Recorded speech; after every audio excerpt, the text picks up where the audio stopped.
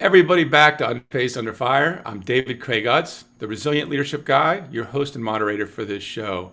Now, this show aims to support executives to improve their leadership and impact and gain insights into how to be more resilient during these crazy and disruptive times.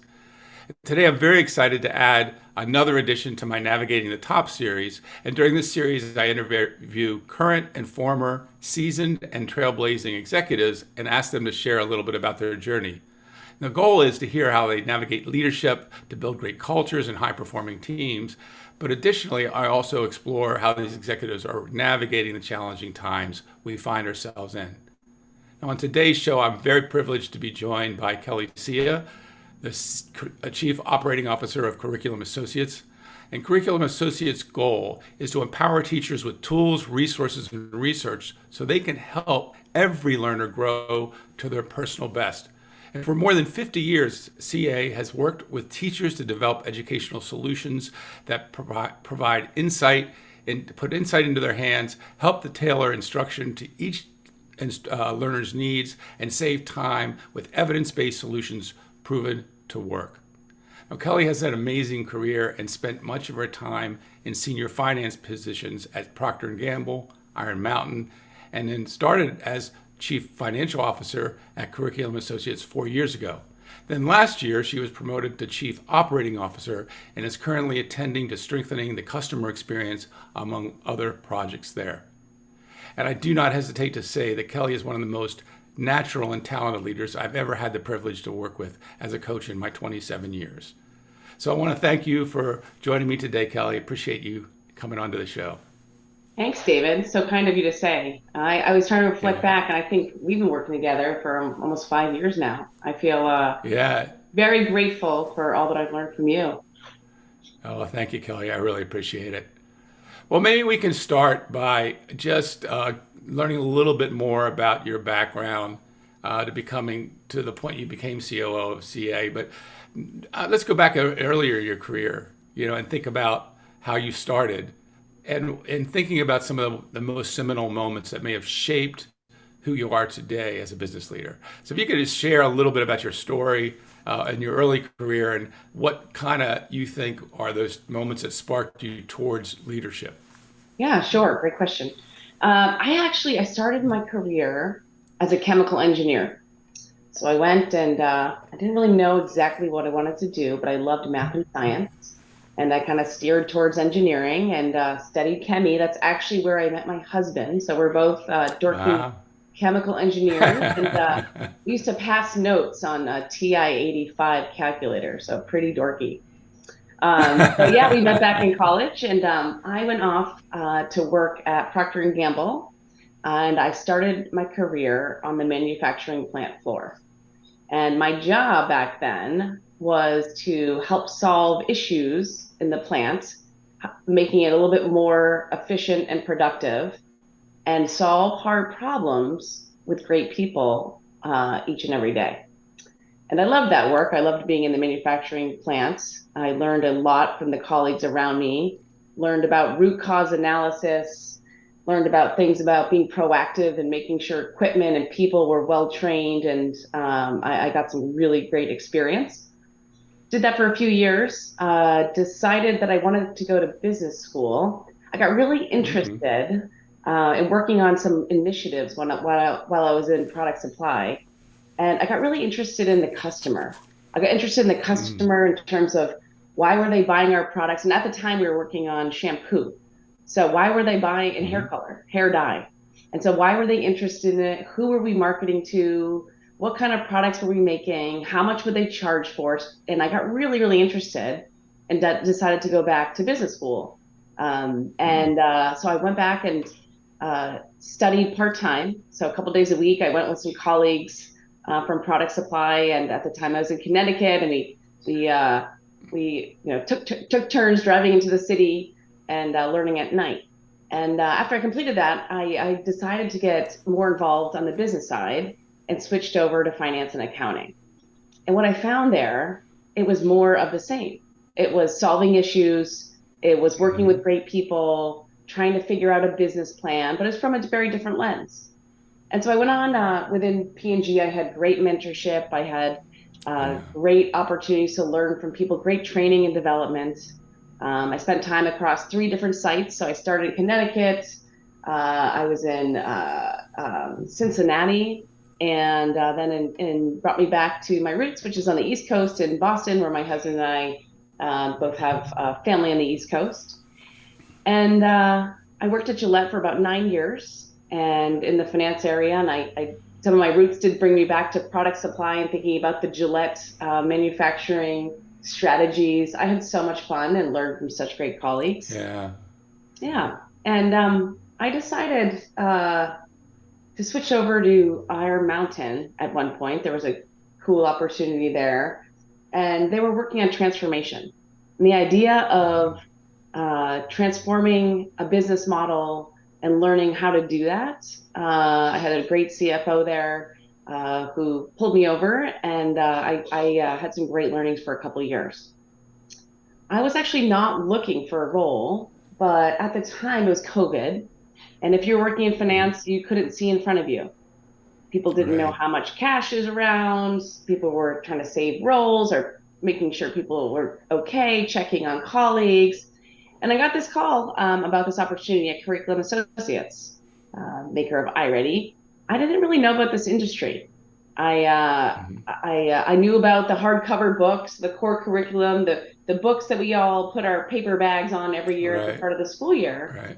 But I got this really amazing opportunity to learn about this mission-driven company that's now impacting a third of the kids in the U.S. And the idea for me to be able to do the work I love, work in finance, work with great people, but also have an impact and work with a conscious capital company that's really striving to support educators and kids and have a real impact in the world was very appealing. And so I made that leap in June of 2020 during COVID, and I never really looked back. Yeah, it's really beautiful. I noticed also when you go back to your early history in Procter Gamble, you're really interested in customer experience, and here you are back in a new role as Chief Operating Officer, with that being a primary focus. And I'm just curious, as you look back at those two roles and the connection of those two roles, I don't know if there is a connection there or not. It seems it's just how it happened. But if you look at that issue of customer experience and what you're learning now in the ed tech industry about it, it's really it's industry specific and it isn't, right? Like what is at the heart of customer experience in your view, and Yeah, I what think is it that's a that you're great trying to question. drive for? Yeah, Yeah. that's a great question. I think always putting your customer at the forefront and trying to anticipate their needs, anticipate what is going to, in this case with Curriculum Associates, it's around helping them save time in the classroom and giving them the Hmm. tools to make them great and being customer obsessed, like understanding everything about them that will help be in service of them. I find that really interesting and a way to proactively anticipate their needs. I just think it's a really hard problem to solve and something that really energizes me every day when I wake up. Yeah, customer obsessed. I like that. Yeah, I think that's exactly right. Exactly right. Now, I know that, as long as I've known you, and one of the first things that, came out of your mouth when we began to work together is, how important it is to build strong teams and an empowering culture. What how did that interest spark in you? Because there's a lot of executives out there where that's not a top priority for them for whatever reason. I'm not saying, but it's certainly become more so. But what I'm noticing is there's a certain way that one's attention goes there and recognizes the importance of that. So I'd like to kind of get a sense of where did you first discover that was a spark for you, and then maybe once you share that, share a little bit about the approaches that you do to foster that kind of collaboration and that kind of culture in your organizations. Yeah, that's a good question.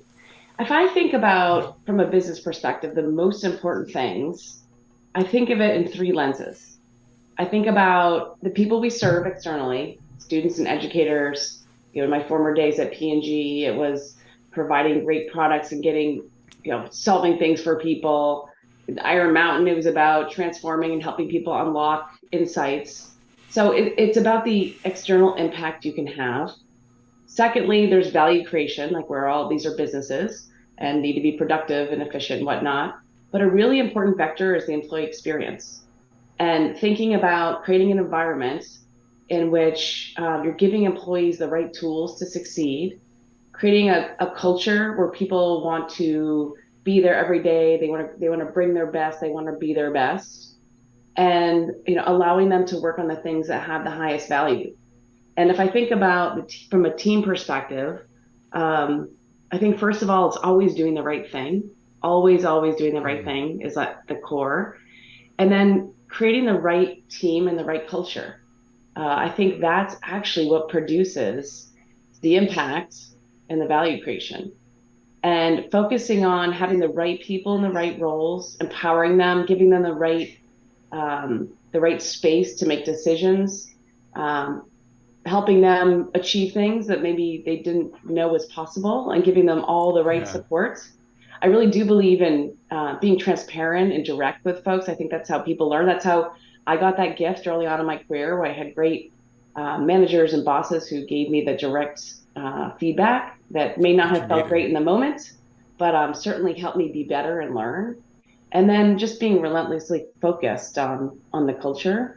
I think that's really important, David.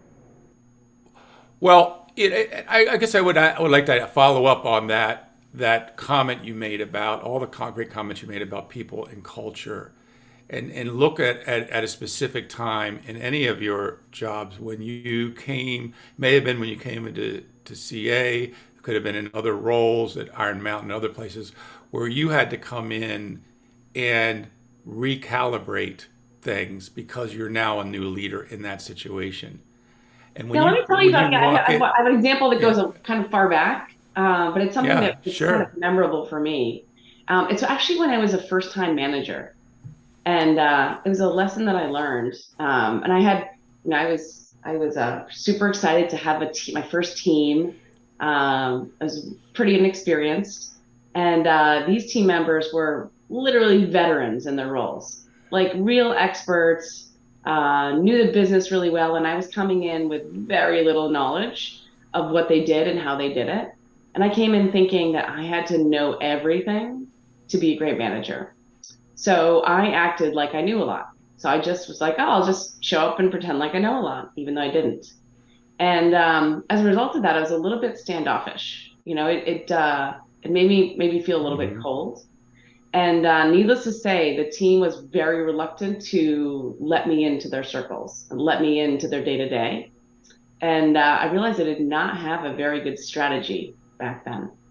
I quickly realized that I had to earn their trust. And the only way to do that I knew how to do, was to become very curious, to ask questions, Yeah, yeah. ask about them as individuals, ask about their families, their accomplishments, their interests outside of work. One was a professional bowler on the side, and another one was a baseball diehard. But I didn't know that because I wasn't curious. I didn't have a relationship.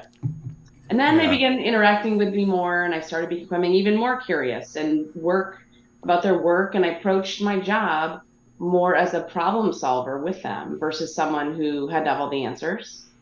And I quickly found like small wins, like ways to help them. And a few months later, a bigger project came for the whole team, where we had to work collectively. And it was a good thing that we had at that point real relationships and trust. The project was extremely difficult, many late nights, weekend work, like one of those ones that are just a total grind. And we made Hmm. mistakes and learned along the way, but because we knew each other and had built relationships, we were able to laugh. We were able to learn, and the project was a huge success, rolled out to the rest of the company. And I mean, this is a decade ago, but as I reflect back, the only reason we were able to do great work together was because we had the trust and personal relationships, and we were able to collaborate. So Hmm. years have passed, but it was actually literally a month ago where one of those team members was in town and reached out. And if I think about my reflection, I now really take the time to get to know people on a deep level and be curious about them, Right. and how to support them. Um, and I think it was a pretty big learning for me as a team lead. Yeah. So there was this sense, this intersection of that you came to, it sounds like, is I don't know what to do, but something basic came to you, which is that, that sometimes we have to get back to like what does it mean to be in relationship with people? That's right. And you're right, what does it mean to be connected to people? Well, I need to be curious about them and not just to be about what I'm trying to do with them, right? So how is that played out for you as far as you said that now it's just the way I do things. So is it like it's just an autopilot that It's you table come stakes. into? Yeah, it's Yeah, table stakes. yeah, I mean, you got to get to know people and also let them get to know you, right? You got to yeah, share things about you, and I mean, you don't have to share the whole world, but I think yeah. that's also important in building trust and relationships is doing your part as well. So it's not just about learning about them; it's also being vulnerable and allowing them to see you as a human being beyond your role. Is that fair to I say? pride myself in trying to be approachable and vulnerable, and I share my mistakes. And if I can learn from mistakes, I should teach others so they don't make the same mistake as well. So I'm pretty open with where things don't go well, and more importantly, my learnings. Yeah.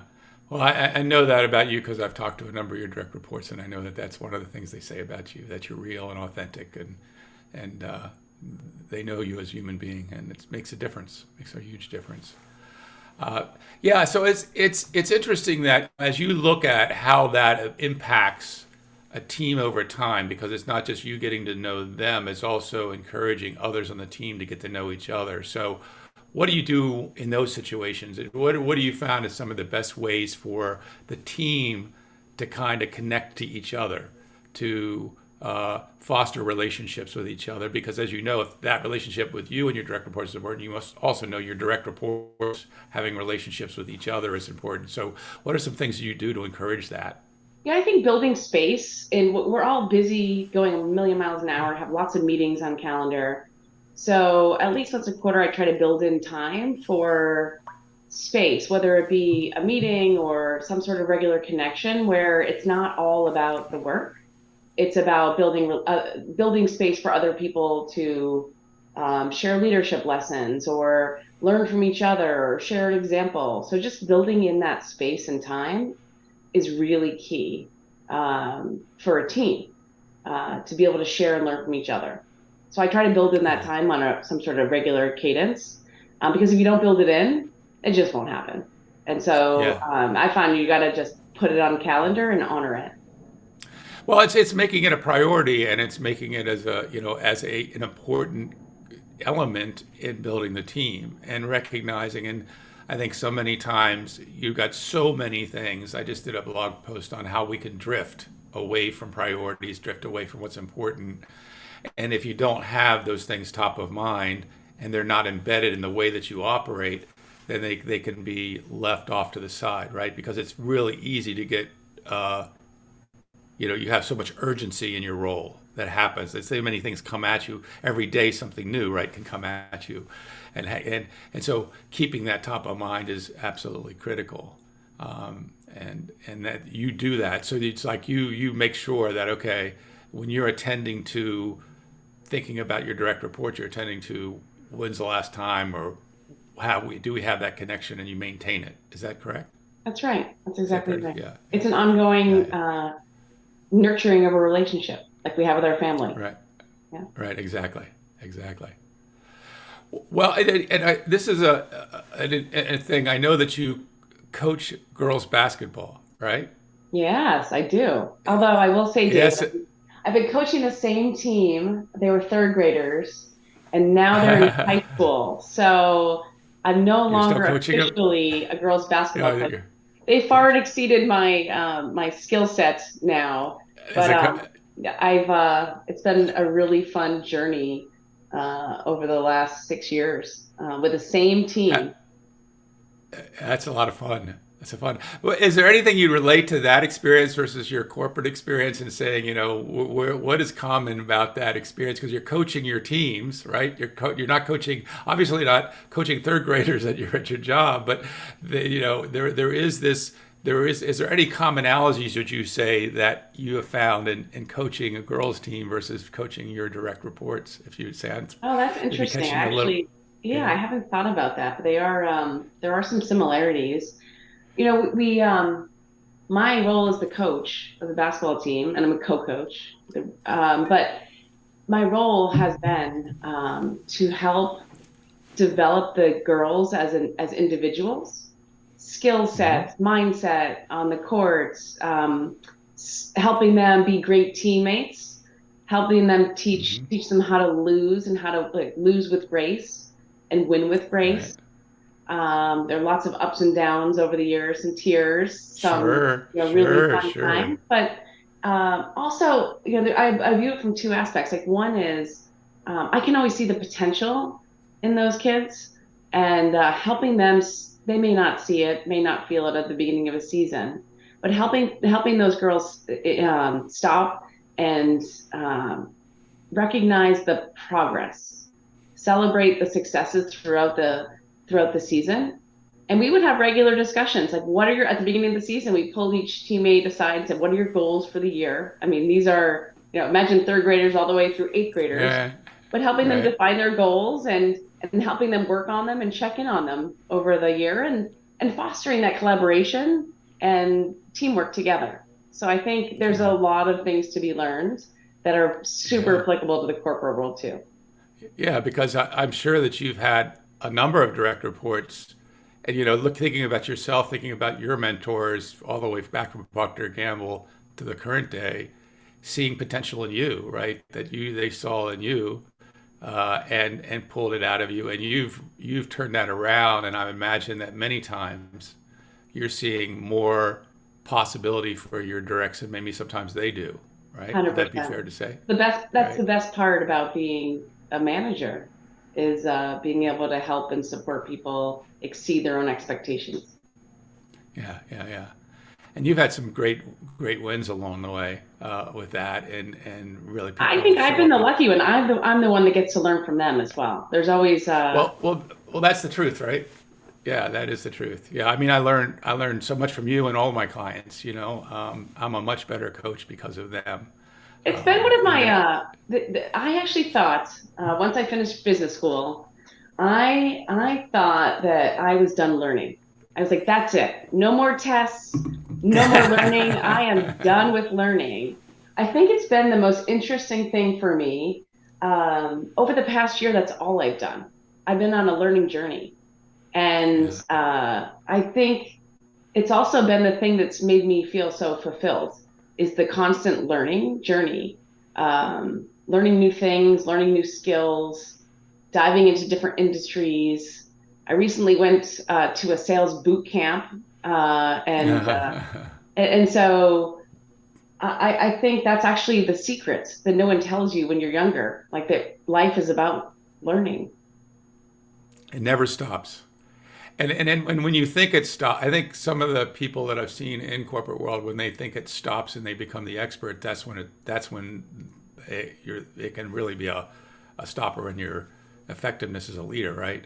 If you're not thinking that there's something to know or learn, you kind of lose humility. And then when you lose, I think the best leaders that I've worked with have, and I include you in that, have some humility, and put themselves, and that's something that I see you do. Like you put yourself in new situations, even though it's like what I call what my fiance therapist calls opposite action. Right? Sometimes we have to do that which we do that our ego or our conditioned structure doesn't want to do because we know stepping into that new situation is going to open something up for us that could not we don't even know what the gift is until we step into it, Right. right? Right. Yeah, so yeah, yeah, yeah. So and you're doing that a lot in your new role too. You've been doing that a Trying lot to. over the last year. Yeah, Trying yeah, yeah, to. yeah, yeah. Well, let's. I want to turn to the conversation around to the last few years, and the new. We feel like I feel like we're in a new business landscape and a new kind of world that's still trying to figure itself out. A lot of unexpected obstacles, especially post COVID. And I wanted to see if you could share the one new challenge that's emerged post-pandemic that you've had to address and what you're doing to address that challenge. Like as we've moved beyond, and we're moving beyond the pandemic, but the world still has a lot of insanity in it right now. But would you say would be one challenge you've had to face with Yeah, I post-COVID, think and this how is do you one that address we're it? all facing together. So maybe David, you have some good tips for me on this one. But Yeah. spending time in person with colleagues, the idea Yeah. of the office space and what it represented before, and the things that we're missing from not being together. So I think it Yeah. is a challenge. We've all adapted to new ways of working. We know we can be working remote. We know we can be effective, but there are a lot of things we're missing. I think about more junior people who I benefited from as a junior person years ago. I benefited from mentorship and learning from people around me in person. And it's just so hard to replicate that today. There's Slack channels and all Yeah. kinds of ways to connect, but you can't just get up and go talk to someone and get an idea or have that interaction that you get a good laugh or whatever it is. So that's the thing that's very much on my mind is how do we bring, many of us are not, in an office or with colleagues day in and day out, and how do we replicate that connection that feels so important and necessary to build great teams and to build long-standing relationships across the board. Yeah, there's no doubt that the lockdowns and everything that we went through caused a new way of operating, and it not just that it created an opportunity for people to work remotely, which is in a certain way a gift, right? Because then it could reduce stress to a certain degree because you're able to be in your own home and attend to things and still get your job done. It is also challenging for managers to know what's going on, and it's a new way you have to build. It's a new operation of building accountability around that, and how do we make sure we feel comfortable with that? But I also think that I'm working with a sales leader now who, even her VPs are not out with the salespeople. They gotten out of the habit of being out in the field. And they're having to go back to, we got to be out in the field and be strategic about it, right? And I think it's a matter of, to your point, I think we're all trying to figure this out. But human beings are meant to be in physical, they work better when they're in physical proximity and connection. There's no doubt about that. If you look at us as a species, we do better when we're in physical proximity than when we're not. We've figured that out. We've done amazing jobs at figuring out how to do things virtually, right?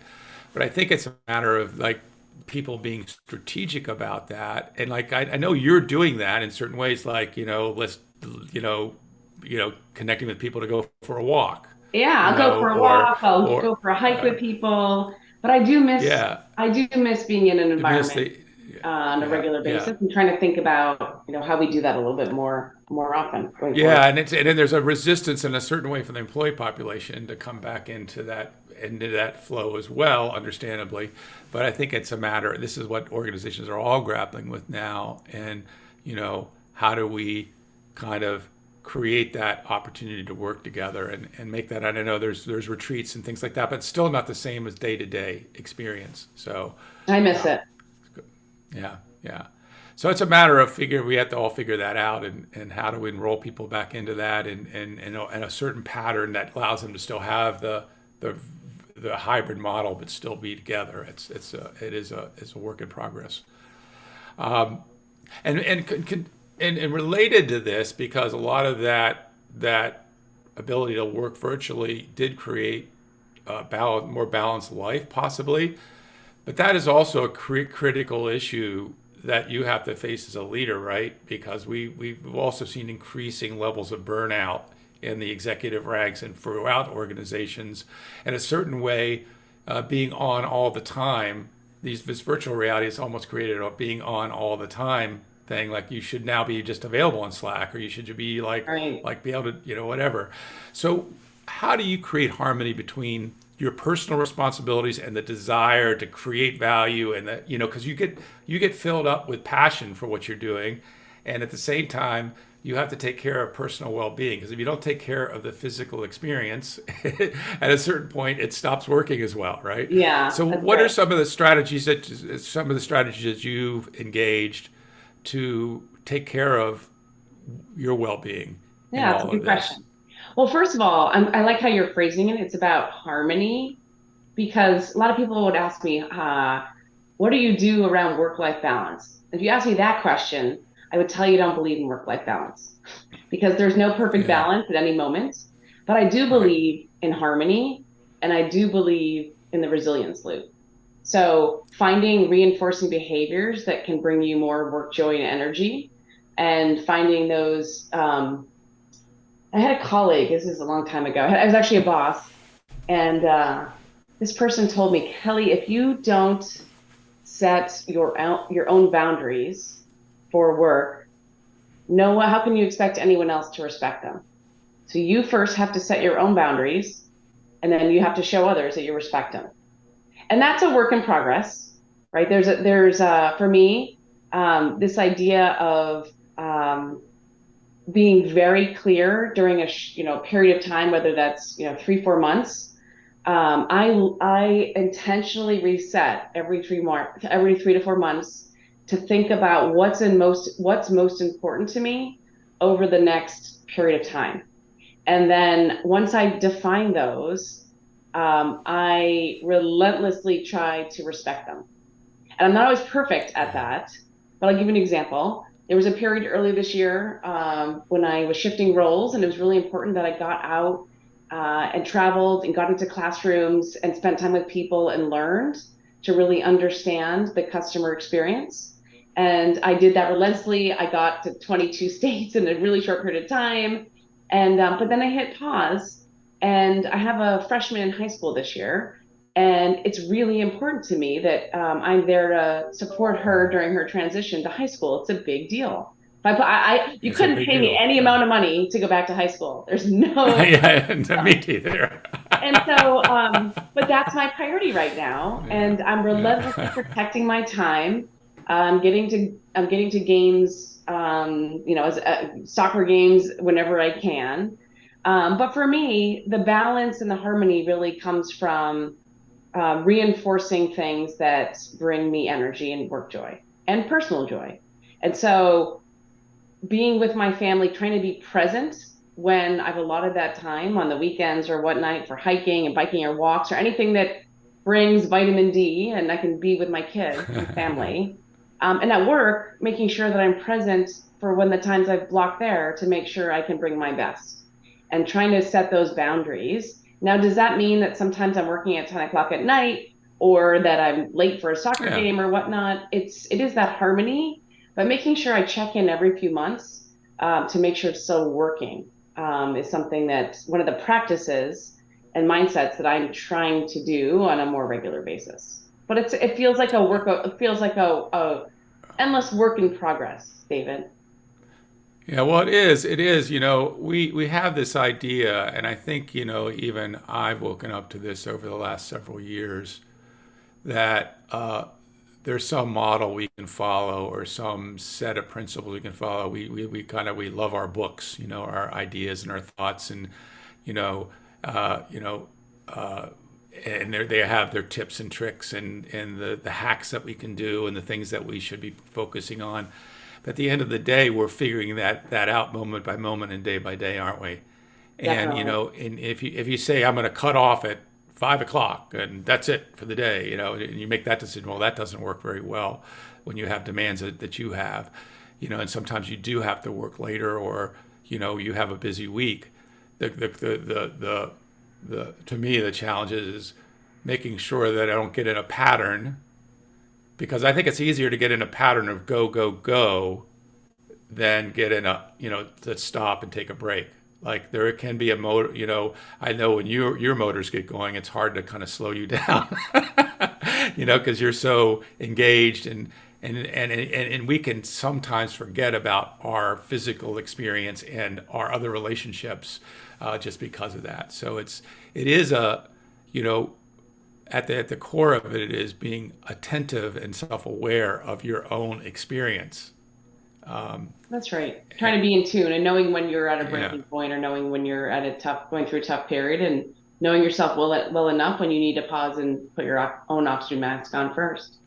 Yeah, and it goes back to you doing the right thing. So there's a certain way in which you've gotten that in your, kind of in your experience and your physical experience, or however you've processed that, that at some point there's a decision point, and the right thing to do is take care of yourself, right? That is it also a decision point, That's right? right. Yeah, yeah, and yeah, yeah. The other thing about these times that we're in is that uncertainty, ambiguity, a bit of chaos has emerged all around us. I'm curious how how is that something that's affected you, and how do you see leadership and the growth of leadership as necessary? And this is in that whole thing. Though, in other words, what where do you find your center in that? How do you recalibrate to center when you feel like the world is spinning around you? It could be just a busy project you're on in your work, Yeah, and there's I a lot of think uncertainty around that. yeah, for me, I think it's knowing myself well enough of when I need to pull up and just do a check-in. Like check how often do we do a check-in with ourselves?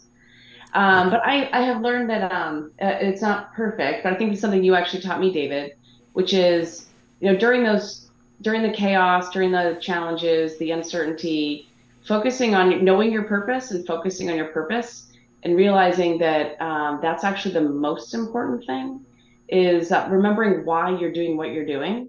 And because there are ups and downs all the time, there are failures, there are mistakes, there are things that are out of your control. There are things in your control that may not have gone the way you planned. And Right. I think just focusing on the things that matter most to you and you're like knowing what you uniquely bring and the things that are really related to your purpose, I think are the things that help me get centered, help me Yeah. realize what's most important. How do you stay connected to that? So how is it something that you do as a practice, or is it something that you just come back to when you feel a certain kind of, maybe you're losing center or you're feeling unfocused or whatever? What is it? How do you know when to connect to purpose, and how do you come back to that? That's a great question. I know you're encouraging me to meditate more, but it's just having a hard time getting into that. But I think for me, it's about when I really recognize that it's when I run out of time in the day to do the things that I love or that are most important. So I think for me, I can see the signs of like, well, I'm not sleeping as much, or I'm not getting to the gym, or doing like the things that are really really bring me that energy to bring that resilience loop. And so when that feels out of check, that's when I know that I gotta pause and Right. maybe rethink things. There's a kind of a reset button, and you hit, and it's time to kind of hit it, kind of thing. Yeah, Yeah, that's right. yeah.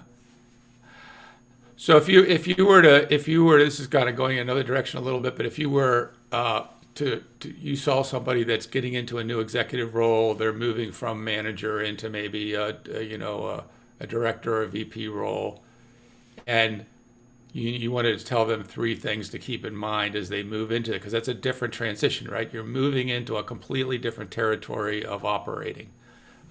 Any suggestions you would have for people that are moving into that Yeah, more, that's a good question. yeah, I think the first thing for me is during any transition, whether it's a company or new role, executive role or not, it's really I always try to get really organized at the beginning in terms of some of the fundamentals. Like as you're shifting to something new, make sure that you are building relationships and building trust. It goes back to what we were talking about before. I've never forgotten that. Like, make sure you are building trust with people. Be very curious. You're likely have lots of experience that you're bringing with you, and it's probably why you've been appointed to this different position, or you've got good insights and experience. But that's really important. So you want to keep all that, but you've got to be really open-minded and curious and about the new space you're getting into, asking lots of questions, understanding the why of things, This goes back to also I remember something that really stuck with me is the first 90 days of something. Yes. And Yes. you want to get in some small wins, really Yeah. small, but like find a way to help a colleague, go solve a small problem, really listen to someone to understand the challenge. But I think it's about building relationships, being really curious and open-minded, not going in with like, I have a 10-point plan and I'm going to go implement it. Like, go Yes. find out what's going to work. Like the things you think might work may not work depending on the culture or the business model. You're going to find new things that you didn't know. And if you don't come in with an open mind, you're going to miss those opportunities and your plan probably won't go well.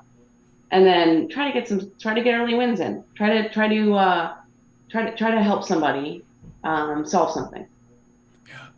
Well, that's so true because I think sometimes people feel the pressure of all of a sudden they get this title and they got to perform, and they don't do themselves a service when they try to push that, right, rather than stepping back and going back into what you sound like you talked about is number one, be back in the learner mode, be Yeah. curious, understand your boss's expectations, understand what's going on with how the team is performing against those, getting to know people personally and understanding what floats their boat, and as you said, looking for ways you could be helpful in any way and have those early wins. So Yeah, I for think me, that's it's really about well said. service leadership, Yeah, right? So it's yeah. So serve. how can you serve your team? How can you serve your colleagues? How can you serve your stakeholders? And really bringing that service leadership mindset. That's really well said. I think that that is the highest form of leadership. I think is realizing that while you're serving results, you're also serving your team Yeah, versus them serving you, just serving that's you, right. right? Yeah, So if you understand that, it actually improves, as you say, the people and culture that you have. yeah. So yeah, good. Well, I just wanted to see if you had anything else you wanted to wrap up with. Is there anything else you'd like to share Yeah. about rising in the executive Yeah, we ranks or covered a lot of aspiring? ground, that's for Yeah, sure. well, you did. You I think did. the other piece of advice that I got that was really great earlier in my career. I was a runner. I have a a kind of a bum hamstring now, but I had a boss that pulled me aside because I did feel like I had all this energy and passion. I want to drive results, get stuff done, and I think that's great and it's something that's still important to me. But I got advice from a former mentor that he told me that this is a long journey, right? This is a journey. It's not a sprint. And in these sprints, you can burn out. And so really be thinking about the long term, your whole career as a journey of like learning and contributing and being a great business partner and being a great manager and teammate and like think about it in the long term. Yeah. Otherwise, if you're chasing titles and you're chasing, you know, things all the time, like you'll probably won't be happy in the end. So really think about it as a career journey. Yeah, I really like what you just said. It's like, and I see a lot of people focusing on roles, focusing on the next step up in the chain and the ladder, and I find that people that are, well, I'm just going to take today and do the best job I can to add value with the people I'm talking to today, Yeah. and they stack days like that, they tend to be promoted very if they're adding a lot of value. They just tend to start shining, and people see that, and they tend to, and the people that focus on moving up tend to create. I don't know if it does. I may have actually a subtle ding on trust with them. That there can be a subtle difficulty in trusting your intentions, not because they're doing anything wrong, but because their intention is to see what's next, right? And so I think that's really well said, Well, I think the and it thing goes is back to it. you bring up a really good point, which is you're actually your best when you're in the moment and you are fully present. And so Yes. remembering it's not about what's next, but it like really being in the moment has really helped me and focusing on being my best at that very second. Yeah, absolutely well said. Well, I really want to thank you for taking the time out of your busy day, Kelly, to join me on the podcast today. I was really appreciative to have you, and I want to thank everybody for tuning in today to Unfazed Under Fire. I hope you found this enriching conversation helpful to you, and we look forward to seeing you back again on Unfazed Under Fire in our next episode. Thanks for joining us, and have a great rest of your day.